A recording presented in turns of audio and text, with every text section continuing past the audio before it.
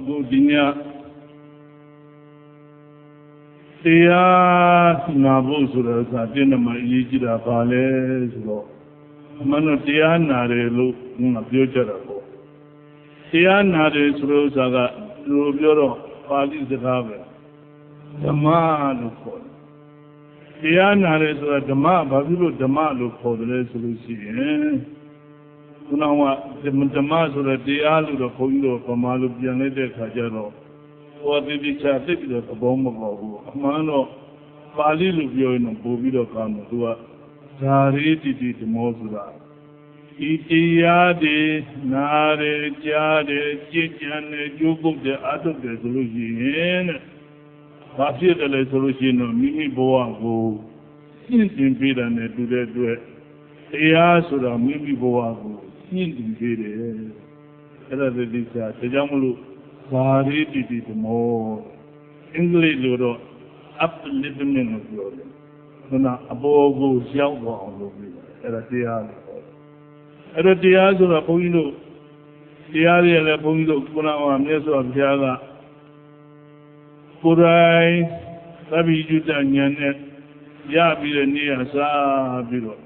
Lise Kawa Kalapalum Hore de Tiari Jaro. Kunawa, Nihan Mima Yahya Jalo de Boguriero. Yes, of here, Lise Mawa Kalapalum Hore Tiari with Tinjan Jogo Atuja, Tinjaja. Edo Tiara, the music the resolution. Yavu Mola, Meleva, Boliva, Nevam, Priadi, Tiaga, Aloma Sevasi. Edo Sevama, the gate Tiasica about Virgin Resolo, Menyani, Punyani, Nipani Yara, Era the local Tiago. Edo local Dia Miagin, oh, Mario Loa Male Solution,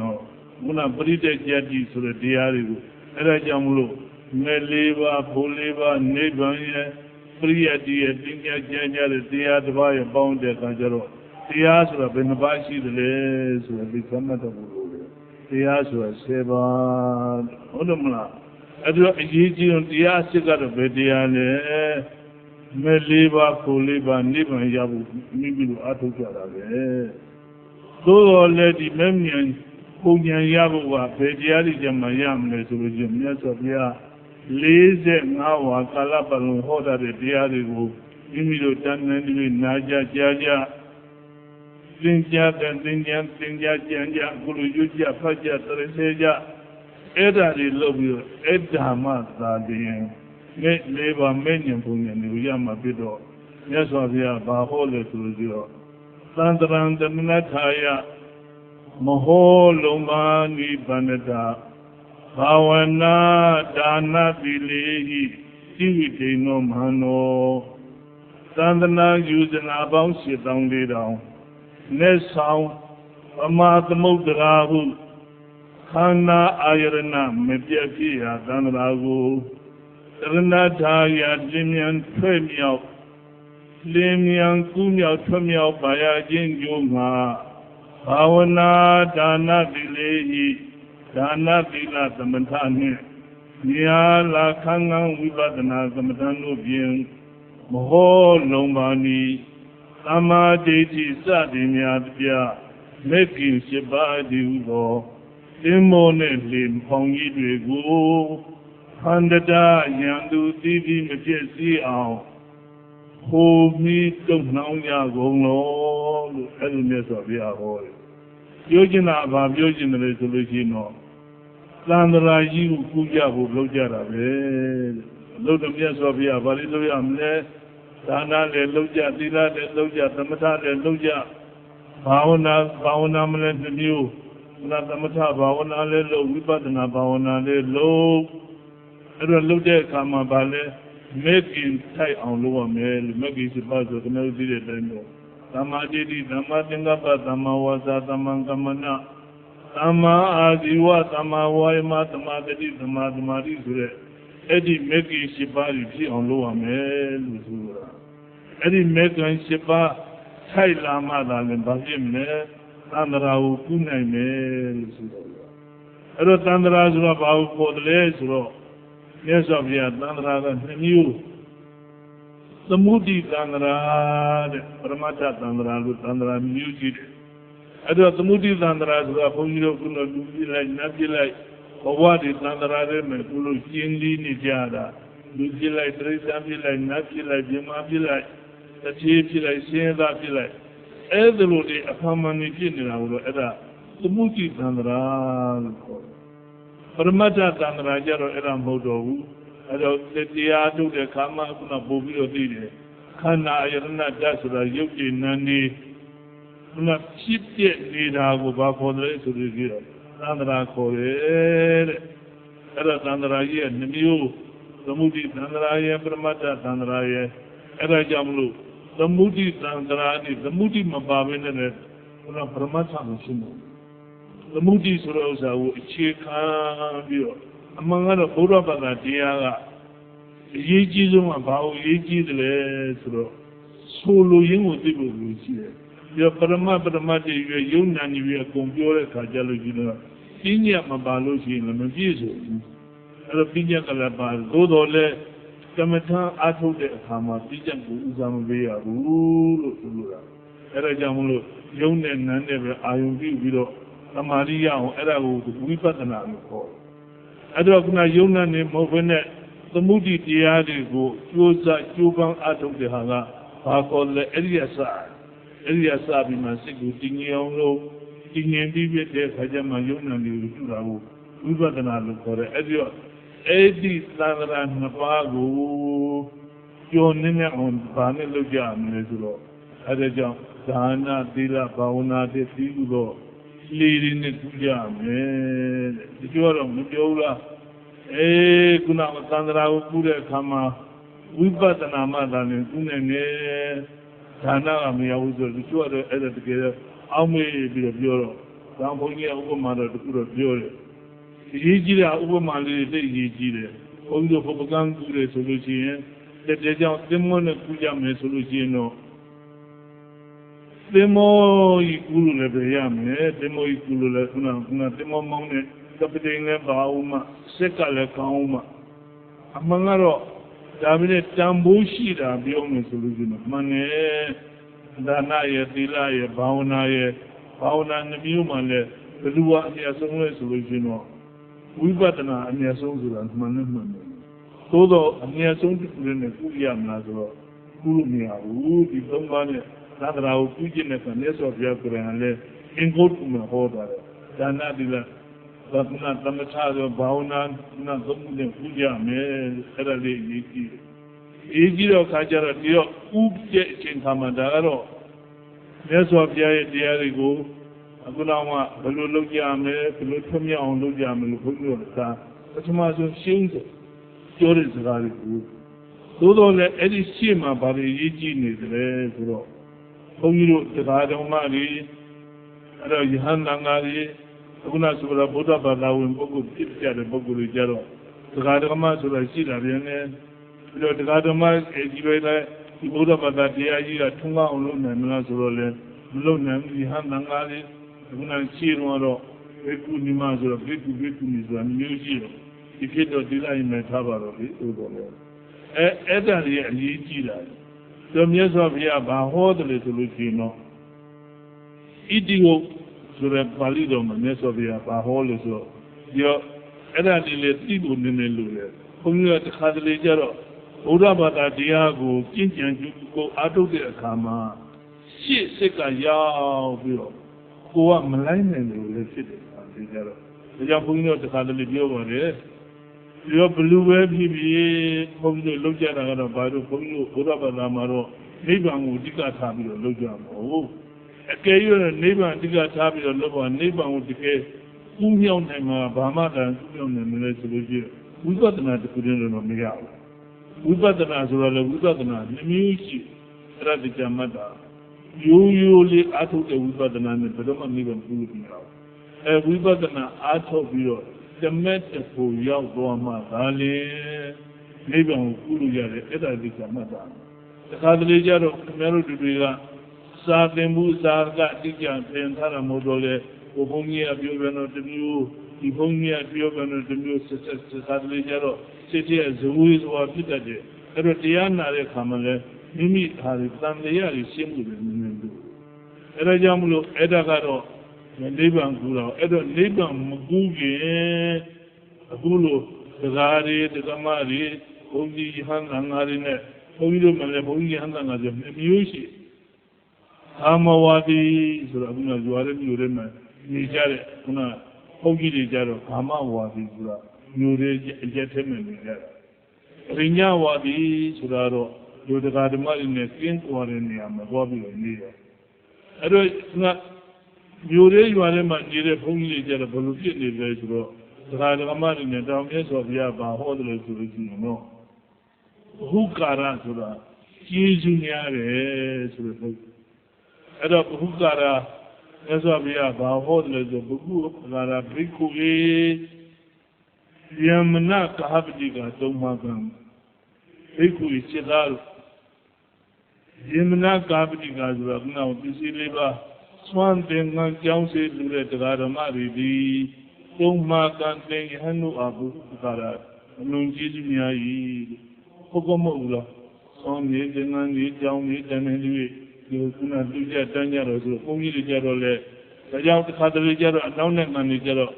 နားမလည်ပဲဖြစ်နေတယ်လူရှိတယ်ဘုန်းကြီးကဘုရားဘာသာတိုင်းပြောတာဟုတ်ဘုရားဘာသာတိုင်းပြောတဲ့ခါကျတော့ဒီအနောက်နဲ့မှန်နေတဲ့ခါကျတော့ဘာအလုပ်ရှိလဲလို့ပြောကြတယ်နောက်ပြီးဆို immigration စစ်စပြီးတော့ဒီရောက်သွားတဲ့ခါကျလို့ရှိရင်မေးလိမ့်မယ်ဘုရားမှာဘာအလုပ်ရှိလဲဆိုတော့ဘယ်လိုပြောမလဲဘုရားဘာသာပြောရှိတယ်သူကအလုံးမရှိဘူးဆိုလို့ရှိရင်တော့အလုံးမရှိမပေါ့ဘာပြောမလဲအဲ့ဒါသိနာလို့ဖြစ်တယ်အဲ့ဒါနောက်နဲ့မှဒီကြောင့်ဘုန်းကြီးတို့က like ကို adjustment လုပ်လာဖို့လေလို့တယ်ဒါအနောက်နိုင်ငံရောက်တော့တဲ့ခါကျတော့နောက်ပြီးဆို insurance company တွေကလည်းဘုရား insurance လုပ်တော့မယ်ဆိုလို့ရှိရင်အဲ့ဒါလက်ကဘယ်လောက်ရတယ်လဲလို့မေးတာပေါ့ဘုန်းကြီးကဘယ်လိုပြောမလဲဟမ် no salary so no insurance ပေါ့မဟုတ်လားအဲ့တော့ဘုန်းကြီးတို့လို့ပြောမလို့အဲ့ဒီတော့အဲ့ဓာတွေလည်းအများကြီးလို့လေဘုန်းကြီးကကိုယ်ကရင်တွေ့တယ်လေအဲ့တော့အဲ့လိုတွေ့တဲ့အခါကျတော့တို့နေရာမှာဟန်းနေပြီလေဒါကြောင့် like ကိုလည်း adjustment လို့ adaptation ပေါ့လူငယ်နိုင်ငံမှာသွားတဲ့အခါကျတော့တို့သာသနာပြုတဲ့ဘုန်းကြီးတွေတို့ဗမာဘုန်းကြီးတွေသာသနာပြုတာဘာဖြစ်လို့မအောင်မြင်လဲဆိုတော့အဲ့ဒါတစ်ခုပါဘုန်းကြီးနားလည်လားဟုတ်တယ်မလားဘာဖြစ်လို့လဲဒီကသွားတဲ့ကိုကဘာပစ္စည်းကြီးရောင်းမယ်ဆိုပြီးတော့သူကပက်ကင်းလည်းလုံးမပေါ်ဘူးဒီပက်ကင်းမလို့ဗမာပက်ကင်းကြီးနဲ့ထုတ်သွားတော့ကိုကြတော့မျိုးချလို့မရတော့ဟုတ်တယ်မလားအဲ့ဒါလည်းသိရေးကြည့်တယ်သာသနာပြုတဲ့အခါမှာတို့ဒါတော့သတိလေးပြေးတာနော်အဲ့ဒီတော့အဲ့လိုဟာမျိုးတွေရှိတဲ့အခါကျတော့ဘုန်းကြီးတို့က adjustment တွေနိုင်ငံခြားမှာခုနအဲ့ဒါကြောင့်မလို့ဘုန်းကြီးတို့ကနိဗ္ဗာန်နဲ့ပြောတော့တိတ်အထက်ရောက်မသွားဘူးလားတို့တွေဟာတို့တရားဓမ္မတွေကအခုလိုသွန်သင်္ကန်းကြောင်းရှိစိုက်ရှိရသည်ပြစ္ဆာတွေနဲ့သူတော့မြတ်စွာဘုရားကိုယ်တိုင်လည်းဟောတယ်တရားဓမ္မတွေသွန်သင်္ကန်းကြောင်းတွေကိုအရှင်ဘုရားတို့ကိုနေ့တိုင်းသိနေတဲ့ပုဂ္ဂိုလ်တွေဖြစ်တဲ့အတွက်အရှင်ဘုရားတို့အတွက်ကျေးဇူးရှင်တွေပဲကျေးဇူးများတဲ့ပုဂ္ဂိုလ်တွေပဲလို့မြတ်စွာဘုရားဆိုတော့ဟောဒီနောက်တစ်ခါကျတော့မှဘာဟောပြန်တယ်လဲဆိုလို့ကြည့်သုံးနေပြီပြီခွေဟုတ်လားဘုပကာရခုနယေမနာကဟပတိကနာဘိက္ခုယဟန်တို့သုံးနေပြီရှင်ဘုရားတို့ဒီလိပိနေဘုန်းကြီးတွေဒီပင်ပေါ့ဘိက္ခုနီမတွေဒီပင်သမဏခုနယေမနာကဟပတိကနာသဂါတကမတို့ဘုပကာရကျေးဇူးများ၏ဘာကြောင့်ကျေးဇူးများတယ်လဲဒီကနေ့လို့ပေါ့ကျောင်းကံဖျားလာပြီးတော့ရွေးကြဖတ်ကြတရသေးကြကုသိုလ်ရကြတော့ဟုတ်ဒီနည်းအားဖြင့်အခုလိုယဟန်သံဃာတွေကခုနဆရာတော်သမတော်တွေကအကြောင်းအရာတွေဆိုတာကြွားရောက်လာကြည့်ဟောကြပြောကြနာဂရတယ်ဆိုလို့ရှိရင်ဒီတရားတွေလည်းမြတ်စွာဘုရားကိုယ်တိုင်ဟောတယ်ဒါခုနကတ္တမသဝနံဘုရားအကြည့်တုံးလပံလို့မြတ်စွာဘုရားရဲ့တရားတော်ကိုနာကျင့်တယ်လေအမှန်တန်ခဲနေလို့ဒုံဘာတစ်ခုလည်းမပါတယ်ဒီတော့အဲ့ဒါကြောင့်မလို့ဘုန်းကြီးတွေဟောတရားဓမ္မတွေအတွက်ကျေးဇူးမများဘူးလား ပြောတရားဓမ္မတွေအတွက်ကိုဘုန်းကြီးရောကျေးဇူးများမြတ်စွာဘုရားကအမတန်မြတ်မြတ်တရားဟောတယ်ကွာဟမ်ဟုတ်တယ်မလားဘာဟောတယ်လဲတရားဓမ္မတွေဒီရှင်ဘုရားတို့ဉာဏ်ဤဉာဏ်မာတွေအတွက်အမတန်ကျေးဇူးများတဲ့ပုဂ္ဂိုလ်တွေဖြစ်သည်ဘုန်းကြီးတွေကလည်းခုလိုတရားတွေဓမ္မတွေဟောပြောပြတာစိုးစိုးမတဲ့မကောင်းမြတ်တာကောင်းရညွှန်လာဆိုတဲ့အတိုင်းပြောပြတာခုနပြတာဆုံးမပြီးတော့နေတဲ့အတွက်လည်းခင်ဗျားတို့အတွက်တရားဓမ္မတွေအတွက်လည်းအမှန်ကျေးဇူးများတယ်ဆိုတော့ဟုတ်ကဲ့လားဟုတ်တော့သူဘာလို့လိုလာလဲဆိုတော့အမြဲတမ်းသာသနာကြီးကိုလက်တွဲပြီးပြုလို့တော့လက်တွဲပြုလို့ဆိုတာသာသနာပြုကြမယ်ဆိုတဲ့ဥစ္စာကြတော့သူကသာသနာပြုတယ်ဆိုတဲ့ဥစ္စာကတစ်ခါတလေကြတော့သာသနာပြုဆိုတဲ့ဥစ္စာကသူကနိုင်ငံခြားလွတ်မှသာသနာပြုတယ်သူချင်းလို့မရဘူးပေါ့နော်သာသနာပြုတယ်ဆိုတာမြတ်စွာဘုရားရဲ့အဆုံးအမတွေကိုမိမိတန်တမှာတော်၎င်းသူတစ်ပါးတန်တမှာတော်၎င်း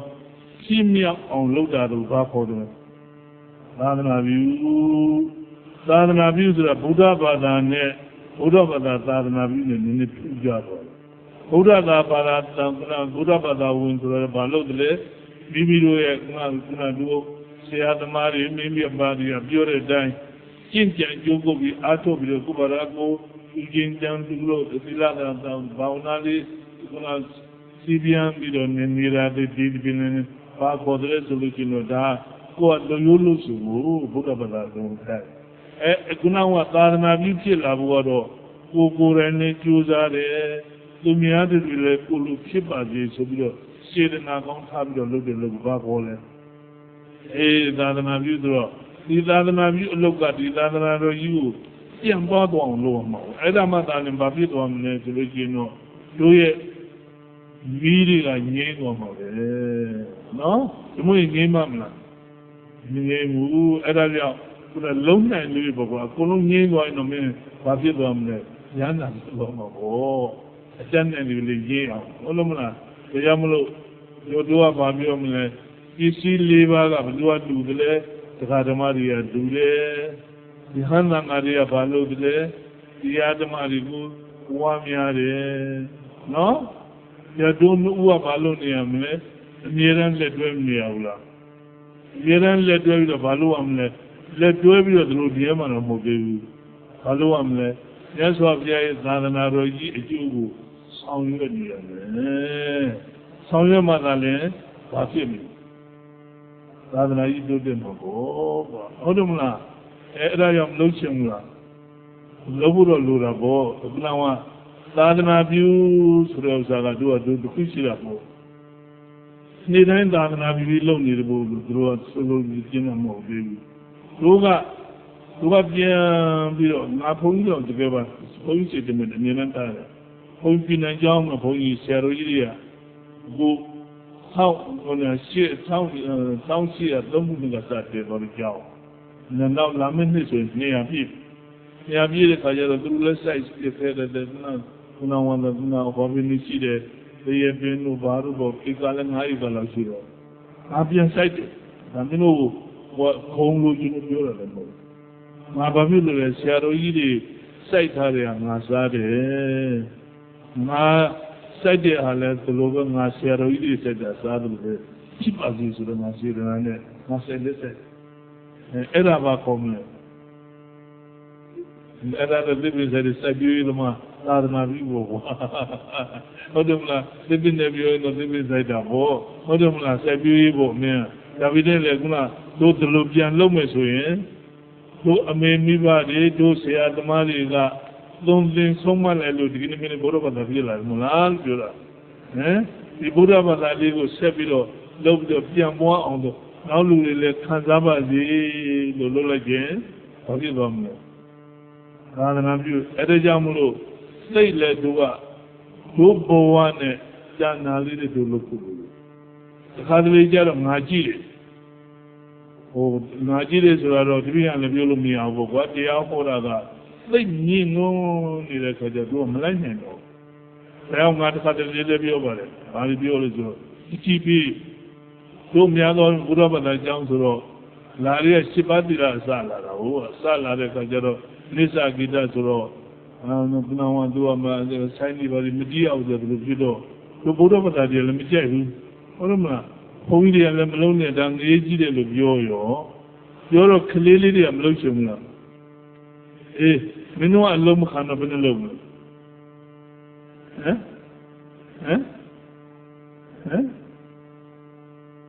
မဟုတ်သားကြတယ်မျိုးဆိုမဟုတ်သေးဘူးလောရတဲ့နေရာသွားလုံးမှာပေါ့မင်းဒီတိုင်းနေမလားသူကလည်းမင်းတို့ညာမရှိတဲ့ကောင်လားသူကအဲ့ဒါကိုသတိထားအဲ့ဒါမင်းတို့ပြအောင်နေတယ်ငါတည်းသတိပေးတာအဲ့တော့သူကအလုံးမခံတော့သူကဒီမဲ့တော့သူလာမလုပ်ဘူးလေသူကမှဘုန်းကြီးကလည်းမခံဘူးလူကြီးတွေကလည်းမခံဘူးဟုတ်လားစကားဓမ္မတွေကလည်းမခံတော့လောရတဲ့နေရာသွားမှာပေါ့ဟိုကလက်ရခေါ်မနေဘူးလားတွေ့လားဒီတွေ့ကောင်းပြီငါပြောကြရမလို့အဲ့ဒါပေါ့ဒါကြောင့်မလို့တို့ကစိတ်နင်းကန်ရင်လည်းမလုံးနဲ့ဟုတ်တယ်မလားဒီခါတလေကြတော့တို့ကဟောပြောတော့ပေါ့တို့က extreme ဆိုတော့ဘုရားဘာသာတရားမြစ်မပရိပဒါတရားဒီ balance ဖြစ်အောင်လုပ်ပါသိ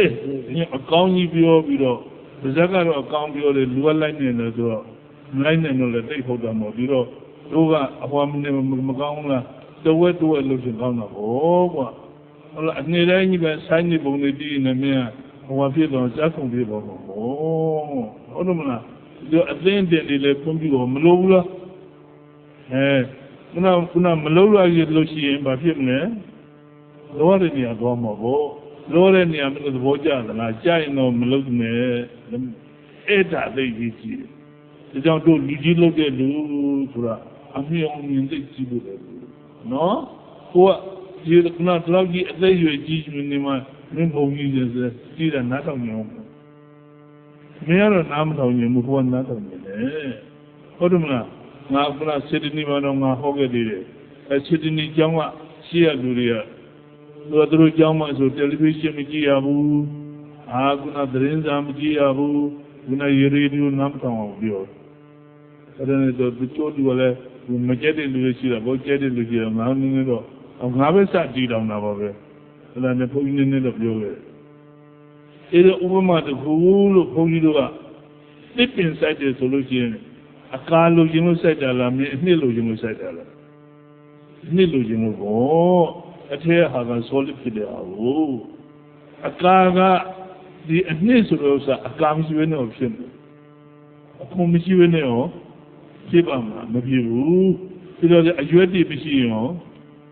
ဒါကွာအမေအရွက်ကလည်းနေတဲ့တပည့်စီလေးရတယ်ဆိုအရွက်ကုတ်လိုက်ခြင်းအမေအနှစ်ပြုံးမှာ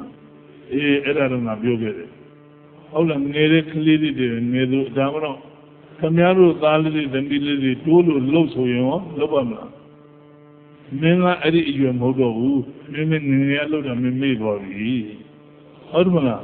အဲ့ကောင်လေးမလုံးနဲ့မင်းအဲ့ဒါတော့ပြောတယ်လေမင်းငယ်လှုပ်တာမေ့သွားတယ်မလားတချို့ကပြောတယ်လေတပည့်တော်မပြားတဲ့ငယ်ငယ်သိပြီးတော့မစိုးပါဘူးဒီကလေးတွေလောက်ကိုမစိုးဘူးတဲ့ဒါဆရာတော်ကြီးတွေပြောတယ်မေ့သွားလို့နေတူတယ်ဓမ္မကြီးတဲ့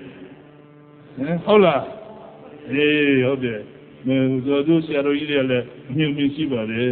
ခင်ဗျားတို့မေ့သွားတယ်နေတူတယ်ဒီလိုလဲအဲ့ဒါပါခေါ်လဲကုချင်းစာတဲ့တရားနော်အဲ့ဒါမျိုးလို့တဲကြောင့်မလို့တို့ငါပြောချင်တာပါလေတို့ကနိဗ္ဗာန်ကတော့ final goal ပေါ့နိဗ္ဗာန်ကြီးလည်းမြင်လို့တို့ဒီကနေ့လူတလုံးနဲ့နေဖို့မလိုဘူးလားငါတော့အဲ့ဒါငါတော့တောင်းငါအမြဲတမ်းပြောတယ်ခုနကဟုတ်လားငါစိတ်ထဲမှာတော့ပြင်းတော့ခုနဒီဟောမဒီကြီးမှလည်းပါပါတယ်ကွနေတာနဲ့မှသာသနာ့သာသလောကသာဟုတ်ဒီဘောဓုသဗ္ဗရာဆိုတာ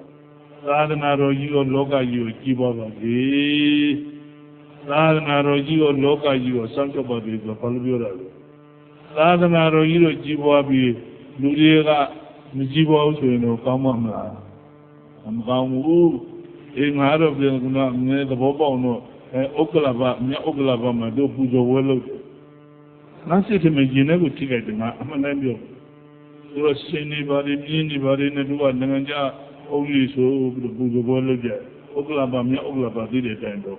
You level out. You laser is Rosa Mabionero, Lambo Matare, grow your Lambi and do Baman grow. Do not do 10 and we live what you get 10 and then. I see him, I see him, say to him, look at the Lambi, misfeeling of your mouth. Take you in the town, Hodamla. I see the other look at it, or not another than another. Look at them. Other few do not see that. Nagero, Guna Sero, Iguna Diaho was Nadia, Dimmy Diamo, Nadi, Kari Apayama, Hogan. On the town you are a reference or when I tag him. You can eat it, Diabo, Yigi. Then do put up at the Diabo, the town you are the Ayu, the Nilon Tinalo Hodoro, so to a bomb giant. Purumla, Erado, reference to Loan, no Buddha, that's what we are to anyhow a count you will. To the one or neighbor, neighbor, Nivaja, local, my mirror, machines in it, Tamale, use in it, Odumana, Barreva. The Obawella. Poison on me, I would load the lower memoir. Odumana. Gunawa, Bonga, the Kurashida Bo, Ogunawa, or Biodolo Bo, Gunawa, or Gunawa, or Jana Bodelu, Ogunawa, Jana, Jose, Jana, with a Magongo. To Gurea, Jana, Mabia, Winner, Lumia, or Yaw in the Magongo to you. Eh? Odumla, Edioguna Golas, Yelkare, the sea yaw in the book of Odumla, Kukur and Lady Lumacom. No? Yellow with the other horrid Miara, eh? Kukur and Kilomulu. Edo Yijira Apoimbiogina Bale, go Yiliva, they go to Aramadia, Dule, Ona, go Jihandoria Baldiole, the Adamari, Boamiare, Edo, Uwa Baluamre, and Yele Duame, Odamla, Vidoma, Cushi de Diarigo, San Yolushi, Batilbamne, and I told them. Erajão, Mendenarido lá isso é calmo, ama não le mais nico. E se leva lunya daga yahando mia tempo adama na u amie le due ninya yo sang yue do Lalana Isi Leva Lunya Daga Yahandomia Yemboa Dama Na U Anie Ledwe Ninya Yo Sang Yue Do Lalana Loza Isi Leva Yaha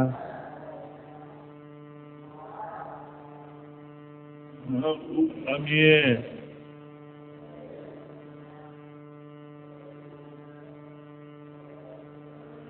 Hobi Tazura Om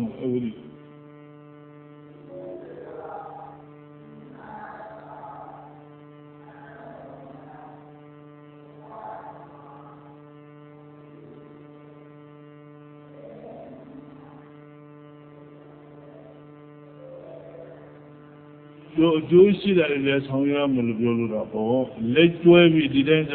on the Paloma, and I'll be Odomna. Then let now out the general let the Bamlo, the Gaman Nila, the war. Paluamle, choose how you as a cutie that you are doing. You are some way down, to Balogian, no? Edru local do Tanaro Imdutebula. Do Tanaro East Rosara do Tanana Sora half level. Tanara Muman, and Pari Tanana. He held him so what you want that magical and low on him. A soma, no? A soma, the Mesavia, Soma, bene music delle lila dadana me tomu mula lila dadana samari dadana inya dadana lila dadana sura babio delle guna cindi kamu bapa lila honumna ilama guna najaro samari dadana sura ro iji nye ne igini sei pare nebbian sei pare era samari bisire jolu asasu sei lo jeme ni lo lo mlaro weli era menu non baba utmo honumna biyo guna pinya dadana sura ro do nenne lo la era asoma lo ne so ye amano do buro ba tam ne so ye dia ro ba amyai ti lo sei do mlo ma de khadli tin ma ku re ne hola ngel li sa de ne phong yu ma tsai sa mo pha bu sa tsai pha lo chin sa de sa yi yo twa bi yo di loka ye atwi khor de mi de lo e sa yi ji bi do se ku yin ne le ji loဟုတ်မလားအဲ့ဒီတော့ဒီနေ့တရားဟောတယ်ဆိုတော့တရားနာကြတယ်ဆိုတာကိုယ့်အတွက်မှာအကျိုးရှိဖို့လို့ဒီမှာဒီမှာလာနေကြတယ်လို့ကြောင်းအားလေးကိုသွားရောက်ကြတယ်ဒါပေမဲ့သူတို့စီမဲ့ရောက်တယ်ဆိုတော့သူတို့ရဲ့နဲ့လည်းသူကတို့မြတ်စွာဘုရားကုရ်အာန်နဲ့ဟောတာပဲဒီတရားတွေနဲ့လည်းဘယ်လိုသိမြင်အောင်တော့ how to live harmoniously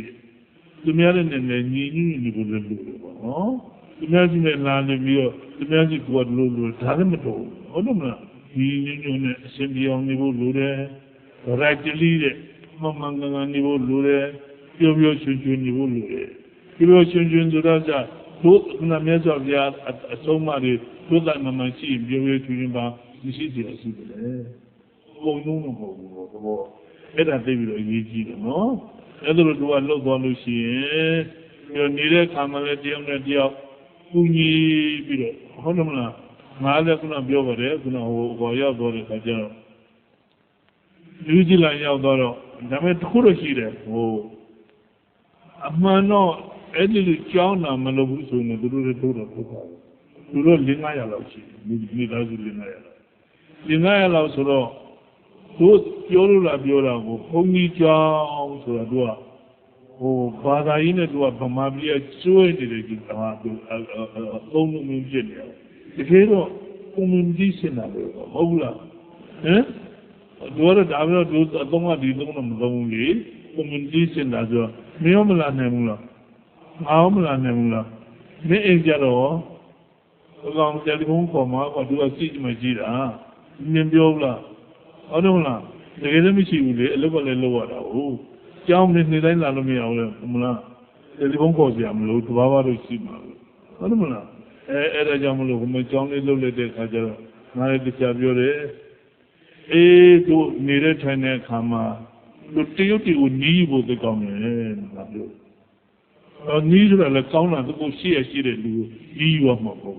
တရုတ်တီကသူကနိုင်ငံခြားထွက်လာတယ်သူကကြားလာတော့သူကနိုင်ငံခြားမှာဘယ်လိုနေရမလဲဘယ်လိုလုပ်ရမလဲဆိုသူကအကုန်လုံးအသိရှိတို့မှတော့အခုမှသိတဲ့ထွက်လာတာသိလည်းမကြသေးတော့တို့မှသိပြီးတော့မရှိဘဲနဲ့မင်းတို့ဒီမှာစင်ကာပူကတော့အထူးလေးကောင်းတယ်ကြောင်းလို့ရှိတယ်ပြောလေအကျိုးနေမှာကြောင်းလို့မရှိဘူးဟုတ်မလားအခုတော့နယူးဇီလန်လည်းငါပြောပါတယ်ကောင်းသွားတယ်အဲ့ဒါနဲ့သူတို့ရှိတဲ့ကြောင်းလေးဖြစ်သွားပြီးတော့ဒီမှာသူကျအဲ့ဒါကိုဘုန်းကြီးဆိုလိုတာပါသာသနာဆိုလို့ဆိုတာပြည့်မှာမဟုတ်ဘူးဟုတ်တယ်မလားအဲ့ဒါနဲ့ခုနတခုတော့ရှိတယ်အခုနောက်ဟိုယူရိုမှာမရှိဘူးခုနသူတို့နာမည်ကြီးနေတဲ့ဥညာနေတရာတို့ဆိုတာလေငါအလုပ်ခိုင်းတယ်ဒီမဲ့လို့နာမည်ကြီးတဲ့ဘုန်းကြီးတွေလူတော်ငယ်ငယ်ကြီးသေးတာပဲလောက်ကြအောင်ဘောလို့ဟိုအိုးတဲ့ဘုန်းကြီးပဲကြောက်ပြောနေလို့ပဲကောင်းမှငါတော့ပြောတယ်သူတို့နိုင်ငံရေးသမားတွေမို့လားငါတည့်တဲ့သမားဆိုငါတော့နိုင်ငံရေးသမားတော့မဟုတ်ဘူးဟုတ်တယ်မလားငါအဲ့ဒါလိုပဲပြောရတယ်လေမဟုတ်ဗျာတဲ့ဆရာတော်ကတော့ဟိုဖြစ်တယ်ဆိုတော့မဟုတ်လေနာမည်ကြီးတဲ့လူဆိုတာအလှခံနေဆိုတာမရှိတဲ့နေရာလောက်ရမှာပေါ့ကွာဟုတ်တယ်မလားမရှိတဲ့နေရာယူရိုမတို့တကယ်လို့ပါလားတကယ်လို့အဲ့ဒါတော့ငါပြောတယ်ဆရာတော်လုံးမဖြစ်မယ်မဟုတ်ဘူးဆရာတော်နာမည်ကြီးတဲ့ပုဂ္ဂိုလ်တွေပဲဓမ္မဂရိကနာမည်ကျော်တွေပဲဘာဖြစ်လို့မလုပ်နိုင်ရမလဲစိတ်ပဲလို့လုပ်တာဟုတ်တယ်မလားဒီအကြီးဆုံးပါလေစိတ်ပဲမင်းချမ်းသာတယ်ဆိုတာဟောစိတ်ချမ်းသာဖို့ဆိုလို့ရောဟမ်说了表了不？你谁也没想到的，也不老路呢，是吧？好了，好了耶！啊，没谁真的是用不着了。အဲ့ဒါလေးကြည့်သေးတာပေါ့မတကယ်ပါတို့နယူးဇီလန်မှာလည်းတကယ်အမှန်တမ်းပြောမယ်သူတို့မှလူလည်းသိမရှိဘူးဒီမှာရောက်ကြတယ်လို့ဆိုတော့တို့ကြည်ရနေပြီးတော့တို့ဒီကြောင်းကနေပြီးတော့သိငါးလုံးဖြစ်ပါစေဆိုလို့ရှိရင်ဒါမင်းတို့တော့ဖြစ်ပါပါလေဟုတ်တယ်မလားအဲ့ဒီတော့တို့လူတွေကတို့စီစီရုံးနဲ့နေတဲ့ခါကျတော့ငါးသိချာပြောတယ်ဒါသူကလည်းငါလည်းသနာပါတယ်တဲ့ဖုန်းနဲ့ပြောလို့ဒီစီရုံးလာတာကိစ္စမရှိဘူးကွာငါဥပမာတော့ပြောပါတယ်မင်းတို့ဒီစက်မလဲအင်ဂျင်နီယာတွေအများကြီးပါတာပဲdevelopment ဆိုတာ develop လုပ်တယ်ဆိုတဲ့ဥစ္စာကတော့ငကိုတဲ့ကွာပြစ်ထားတဲ့နေရာကြီးအမျိုးမျိုးဖြစ်နေပြဿနာနေရာကြီးကိုတို့က develop လုပ်တာပဲဘုန်းတော်အင်ဂျင်နီယာစကားနဲ့ပြောရင် construction စကားနဲ့ပြောရင်အဲ့ဒီနေရာကပြည့်စည်မနေဘူးလားအဲ့ဒီမှာညောင်းနေလည်းမပါဘူးလားစူရီရောမပါဘူးလားအမျိုးမျိုးဟာရောမပါဘူးလားအဲ့ဒါဒီလိုကြီးစရာလိုပါမလား developer လုပ်တဲ့လူပါလေ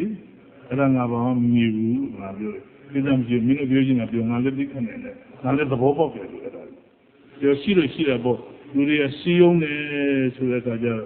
အမျိုးမျိုးလို့ရှိတာဒါပေမဲ့ကောင်းတဲ့ရည်ရွယ်ချက်တွေရှိထားမင်းတို့ထဲအောင်မရှိဘူးလားရှိမှာပေါ့အမြဲမပြောရလို့လည်းမရှိအောင်ရှိတာပေါ့ရှိပြီနဲ့တို့ကဒီ motivation ဆိုတာတို့ရဲ့ objective ကပါလေအိမ်ကပါလေအဲ့ဒါတွေရှိရမယ်ဒါကြတဲ့အခါချိုးလူကတော့ကနာသူကအရှိဆုံးကအနောက်ဆိုသူတို့မကောင်းဘူးသူကတရားမလို့ cooperation ဆိုတရားနဲ့တရား unity ဆိုညီညီတွေဖြစ်ဖို့ကိုအဲ့ဒါငါတို့သိချာသူတို့လည်းပြောပြီးတော့တော်ကောင်းတော့ပါတယ်ဒါမှမဟုတ်ဒီုံကြီးတွေကြီးကြဒီုပ်တွေကကျောင်းငါကျောင်းသွားတယ်ဒီဘုံကျောင်းအဲ့ဒါငါနဲ့လည်းသိရတယ်ဒီကျောင်းတွေအဲ့သူတို့ကလုံးဝလုံးသေးတဲ့အခုတော့အကြောင်းကြီးတယ်ဖြစ်သွားပြီသူတို့လူတွေကတခါတဲ့ကျောင်းသားမသွားဘူးဝေကြတယ်ဒါမင်းတို့ဒီမှာတော့မလို့ opportunity မရှိဘူးဘယ်မှာရှိတယ်အဲ့တော့ငါအဲ့ဒါလည်းမင်းတို့ကြည့်ကြပါဦးလို့လုပ်ကြသူတို့စလုံးမလို့ပြောတာပဲငါရှိတော့တော့ပြောကြတယ်အဲ့တော့ကျောင်းသားမနည်းနည်းနေကြအဲ့တော့အိမ်ဝယ်မဲ့စားလည်းဘာတူတယ်ဒီဘုရားဘာသာလည်းတူတယ်မှုရှိမယ်ဥပဒေကိုလည်းညီနေမယ်ဆိုတော့အဲ့ဒါလိုလည်းစီမံကိန်းတွေလုပ်သွားလို့ကောင်းတယ်ဘုန်းကြီးတွေကြိုးစားမယ်ဆိုတော့ငါတော့အခုမာသန္တိဒုက္ခကဟိုခေကျွေးဘုန်းကြီးတွေဘုံလုံးလုပ်ပြီးတော့နိုင်ငံခြားပို့အခုမင်းလည်းဘုန်းကြီး၅ပါးဆောင်းဝမ်းဖို့ခုနဒီဥစ္စာနဲ့ဒီအင်္ဂလိပ်စာနဲ့သင်ဖို့လေအဲ့လိုလုပ်ပြီးတော့တို့ကလက်တွဲပြီးတော့လုပ်သွားရင်ဒီသာသနာကြီးဘာဖြစ်လို့မတိုးတက်ပဲနေနော်အဲ့ဒါကြောင့်မို့ပြန်ဆိုပြီးတော့တို့တော်ကြအောင်ပြန်တော့ဆိုလိုက်မင်းတို့နောက်ရတော့ဒီစီလေးပါလူညာတကားယဟန်တော်များကျင့်ပွားဓမ္မနဦးအမြဲလက်တွဲညီညာကျိုးဆောင်ရွက်ကျိုးတဲ့သာသနာတစ်ခေါက်ဆက်ဆိုလိုက်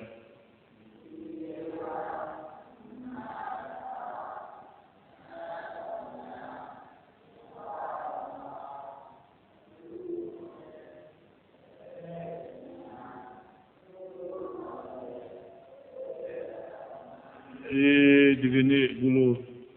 ကြားနာရတဲ့တရားတွေကိုနာရခြင်းကြောင့်မိမိတို့လူရှိအကြောင်းတတ်တဲ့သူတွေနဲ့ပြည့်စုံပါစေ